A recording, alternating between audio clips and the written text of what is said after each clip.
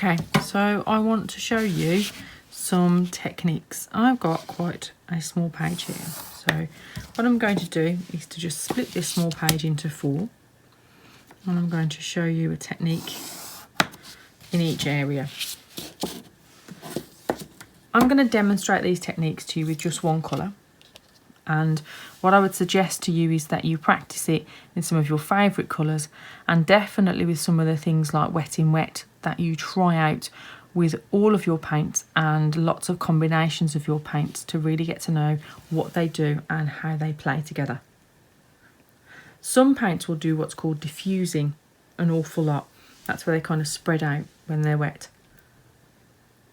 Other paints will not. So we're going to start with wet in wet. There are a couple of ways to do wet in wet.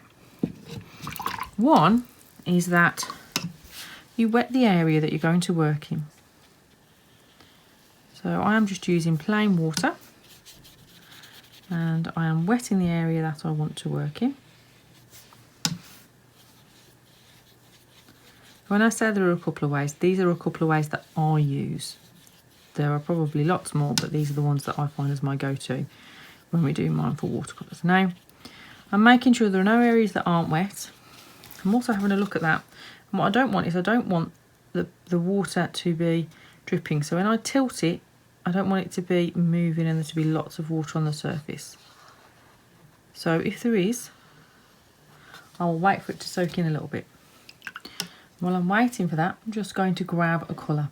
And it is going to be at random, so I'm going to spin my little colour wheel, and where it stops is what I get. So this is the colour that I've got. So it looks like an indigo blue. So this is what happens when I put it on. Fairly creamy and neat from the palette. And I'm using a little kind of press and release. Touch the surface and let go. If I make that a little bit more watery, so using that press and release kind of action, you can see I get a different effect. If I use the side of my brush and put it on like that, again you can see the edges start to diffuse and spread. I'm going to take a second colour now, and I'm going to go for a colour that's not going to make mud. So I'm just going to pick another blue for ease. This is a more opaque colour. This is Cobalt Teal Light. And you can see it doesn't let the other colour shine through. It does diffuse and spread beautifully. And one of the real joys of wet in wet is picking some colours like this and just seeing what they do.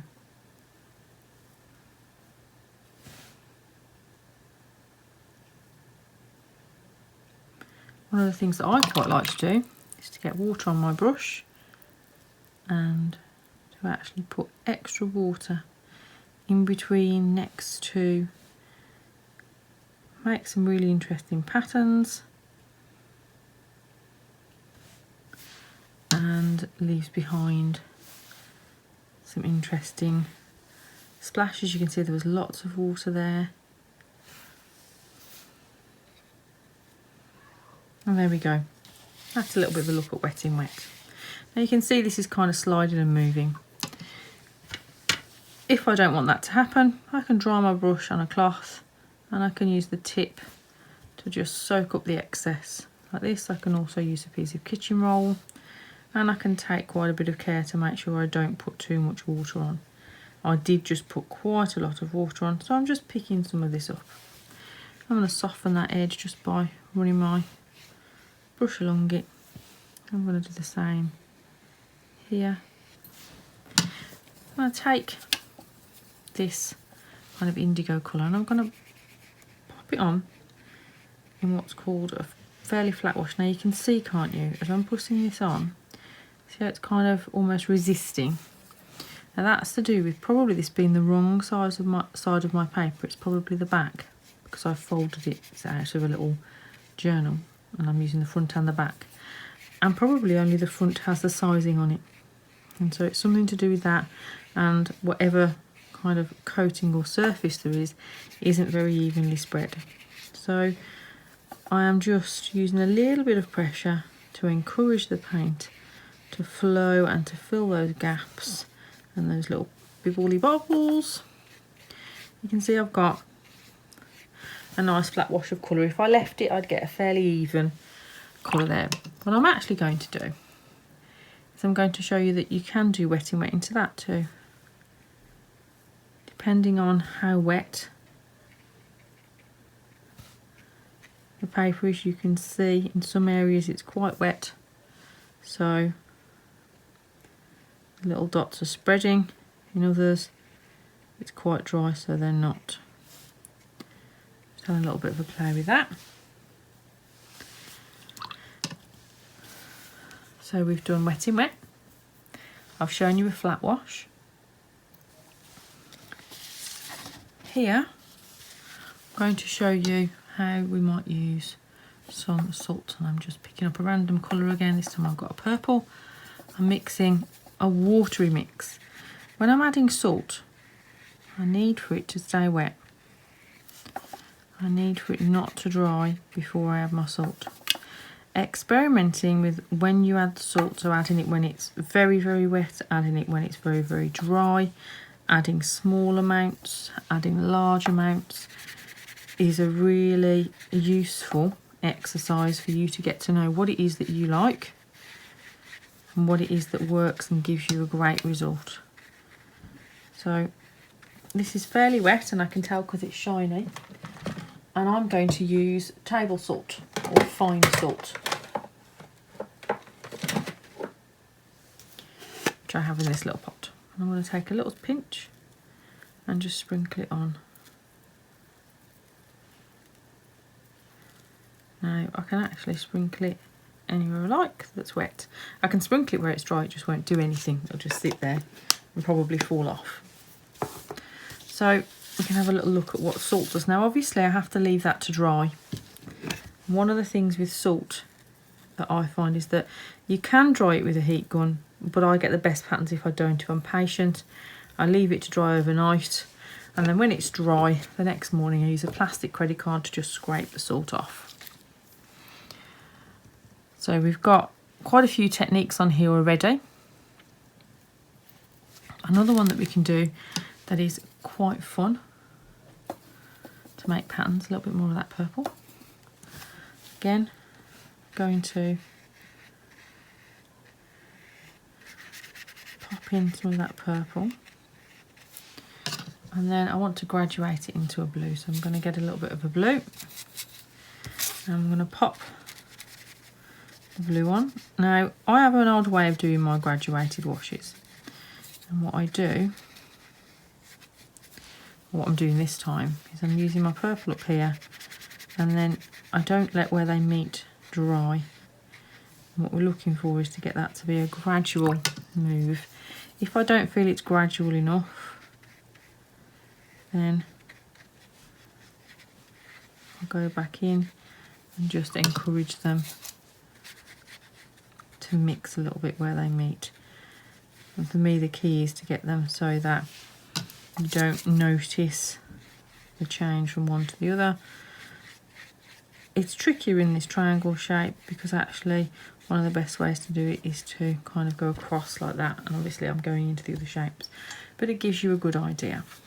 So I'm going to open this up so I can see the other side, and I'm going to create myself some more of those little triangle shapes here.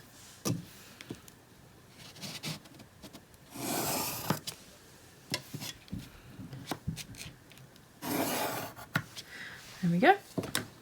I've got a graduated wash, we had a flat wash, and then we've put salt on it. We've done wet in wet where we've wet the paper first. We've done wet in wet where we've put a flat wash of wet paint down. And next we're going to have a little look at alcohol. Oh yes, alcohol and watercolours. How much fun is that? So we're going to pop on just a little bit of colour, and I'm going to kind of put some of each down And getting some of this lovely bluey purple that's made. I like that. Then we need it to be wet. It can't, if it's dried, the alcohol won't do anything. So we need it to be nicely shiny. And I have a little bottle of alcohol that I can use over here. I use a brush for it, and I don't wash that brush out in my ordinary water because then the alcohol is in your water. I tend to use an old brush for it, and so I'm just going to use this one. The clean brush I can dip straight into my alcohol, and then I let it drop off the brush, because if I let it drop off the brush, I'll just splatter it like this. You can see it's going on the other ones where it's wet. If I put the brush into the paint, I need to wash it off in a separate pot of water, because if I wash it in the same water that I'm using to mix my paints with, the paint will kind of repel and resist. So I then pop that on one side so that I can give it a really good clean.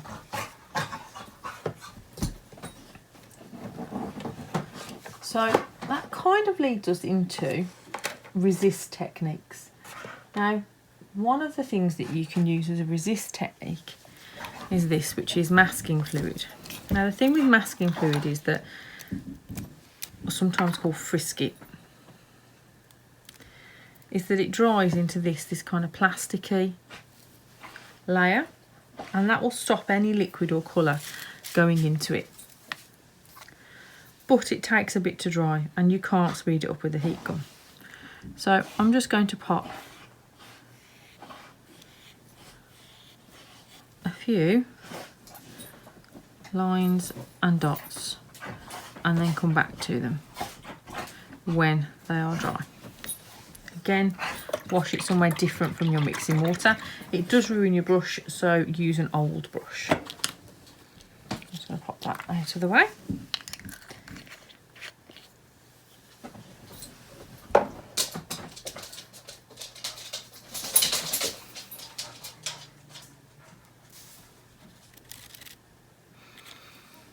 One of my favourite things to do is to use cling film, and the way you do that is you pop your colours on,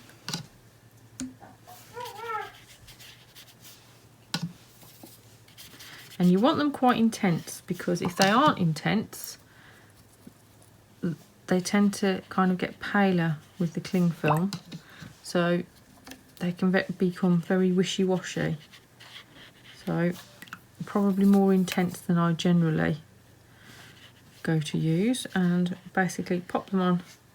They don't need to be fully blended. You don't even need to have all of the areas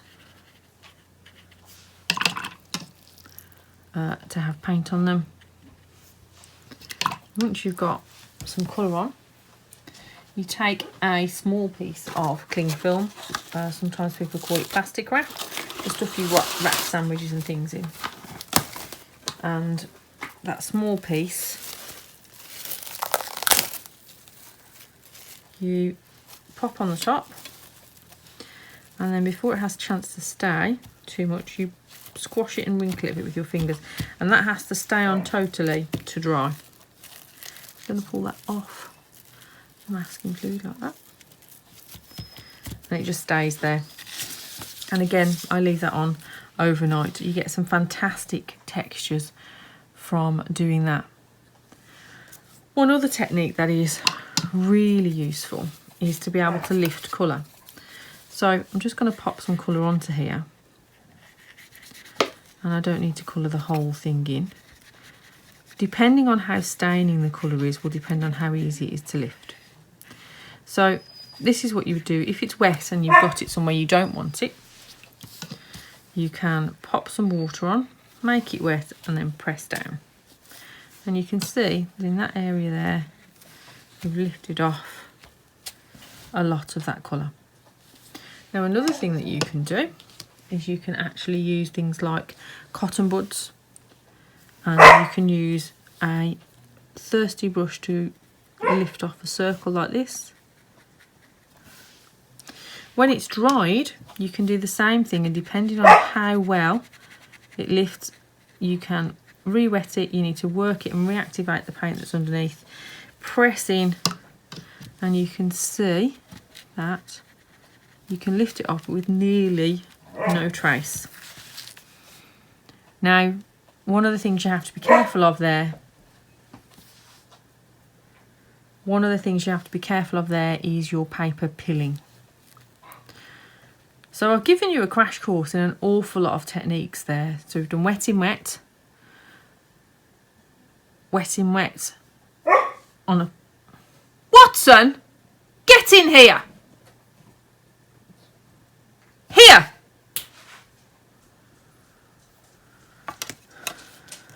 Here! Here! Stop woofing. So I've done a lot of techniques there for you. We did wet in wet where we put the water on first. We did wet in wet where we put wet paint on and worked into that with more wet paint. We did a flat wash, did a graduated wash. We added salt to a flat wash. We've added alcohol to a wash. We've done cling film. We've kind of set ourselves up ready to start doing resist with masking fluid. But obviously you can see this isn't dry yet. We've looked at lifting. Now once this is dry, it is as simple as you paint over the top, and you can see with the lines they are dry. And once your paint is completely dry, you can then use an eraser or carefully peel away the masking fluid, and the paper that's left underneath will be totally white. So it's a great way to kind of preserve the white of the page, especially if you're using techniques where it's harder to control.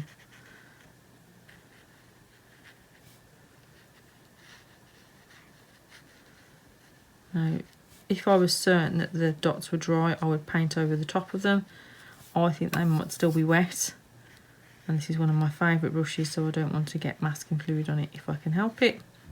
So I'm kind of just going around them because the edge is dry, but the centre probably isn't. And there you go, lots and lots and lots of techniques to have a play with and try out and to use. And when I talk about them now in a Mindful Watercolour lesson, you'll have an idea of how they work. So that was our crash course in techniques.